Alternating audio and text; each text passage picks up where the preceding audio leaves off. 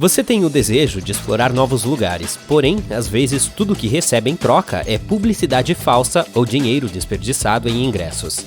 Você acha que vale a pena visitar as armadilhas para turistas só por causa da imaginação? Decida-se depois de ouvir estes 7 exemplos. Vamos voltar no tempo, até 1971. Imagine que você mora em uma cidade tranquila na Espanha. Todas as casas têm paredes brancas e as ruas são pavimentadas com pedras.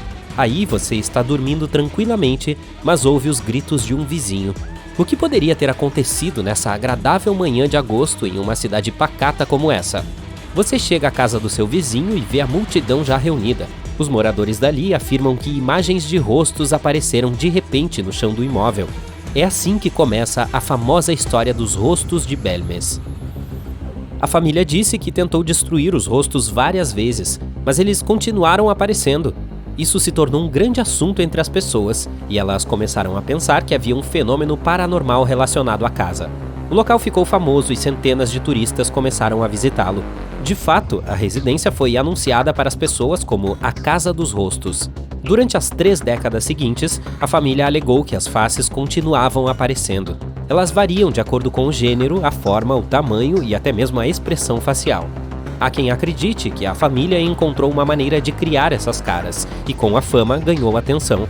Outros dizem que ela está dizendo a verdade e que há algo sobrenatural envolvido.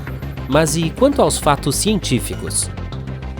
Investigações foram feitas ao longo dos anos. Os pesquisadores retiraram amostras das paredes de concreto para aplicar alguns testes nas amostras.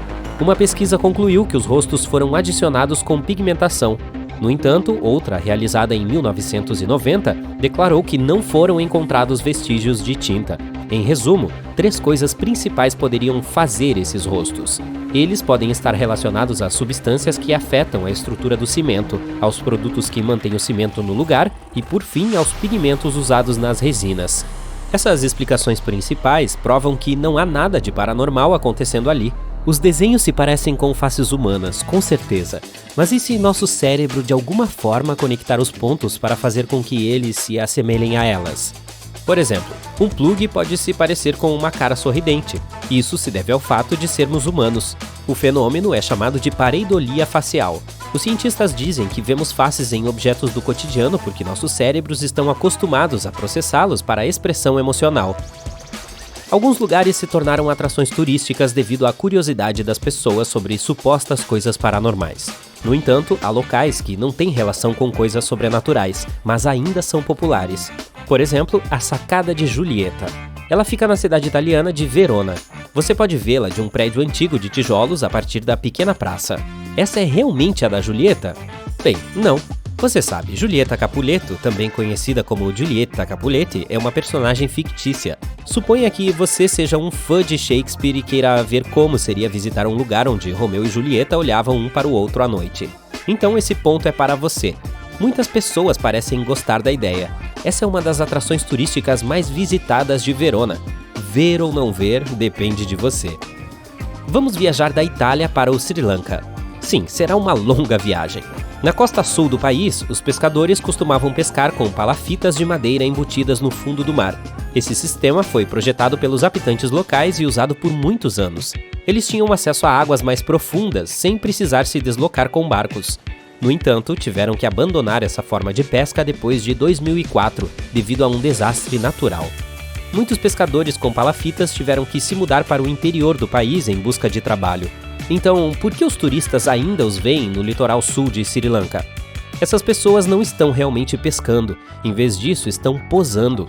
Os turistas tiram fotos em troca de gorjetas.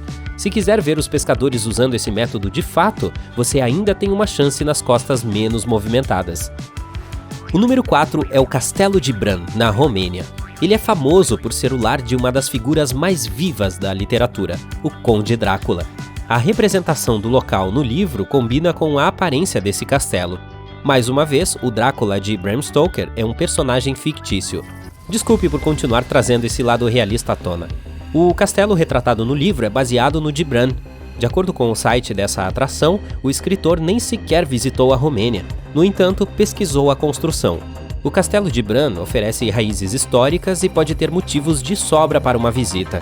Ele foi erguido no século XIV e faz você pensar que tudo o que ouviu sobre vampiros pode ser verdade. É cercado por um belo cenário natural e repleto de cômodos antigos, túneis e muito mais. Talvez você possa colocar o caixão do Conde Drácula em uma sala da sua imaginação. Admito que essa é uma atração turística criada de forma bastante inteligente. Nesse lugar, os habitantes locais decidiram transformar toda a vila em um centro turístico. Adivinhe só, eles acertaram em cheio. Na alta temporada, ela é visitada por milhares de pessoas. Estou falando de Sleepy Hollow. É claro que você não encontrará o Cavaleiro Sem Cabeça aqui, mas será recebido por uma atmosfera assustadora. A ideia de transformar Sleepy Hollow em uma cidade turística misteriosa surgiu em meados dos anos 90. Ela se chamava North Tarrytown em 1883. No entanto, centenas de pessoas perderam seus empregos e procuraram uma solução. Em vez de migrarem para outro lugar, mudaram a marca da cidade. A parte dessa ferrovia ficou famosa devido a um filme épico, A Ponte sobre o Rio Kwai, de 1957. Ele foi filmado em um cenário histórico da construção da ferrovia da Birmânia. No entanto, a ponte ali é uma espécie de atração turística falsa. Na verdade, a ferrovia da Birmânia nunca passou pelo Rio Kwai, na Tailândia. Em vez disso, cruzava o rio Mae Klong. A ponte mencionada na película estava de fato no Rio Kwai. O filme foi muito bem sucedido, tanto para o público quanto para os críticos. Assim, as pessoas começaram a procurar a construção. O governo aproveitou a oportunidade e tomou uma medida simples. Renomeou a seção do rio Mae Klong. Quero dizer, tecnicamente a localização da ponte está errada, mas esse ainda é um ponto com grande importância histórica. O ambiente também é maravilhosamente belo e definitivamente vale a pena visitá-lo.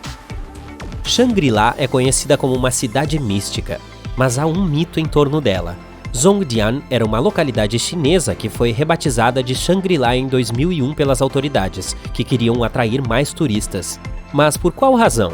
Bem, Shangri-La era um assentamento utópico mencionado no romance de James Hilton, Horizonte Perdido, publicado em 1933. O lugar finge ser um assentamento fictício, mas de modo geral a área é bem legal. Há enormes casas em estilo tibetano erguidas na periferia da zona rural do Himalaia. Lá você pode ver iaques pastando e águias voando. Se quiser saber mais sobre a cultura tibetana, essa pode ser sua joia. Aqui está um bônus relacionado a Sherlock Holmes. Pode ser um mistério que ele deixou ou simplesmente quis nos enganar. O Museu Sherlock Holmes, dedicado ao detetive em Londres, não era a casa dele. Sim, mais uma vez, trata-se de um personagem fictício, mas o endereço do livro é 221B Baker Street e o endereço real do prédio é 239 Baker Street. Além disso, desde a época em que os livros foram impressos, os números dos prédios na Baker Street só iam até depois dos 100 e não dos 200. Você se lembra de alguma outra armadilha para turistas? Comente abaixo!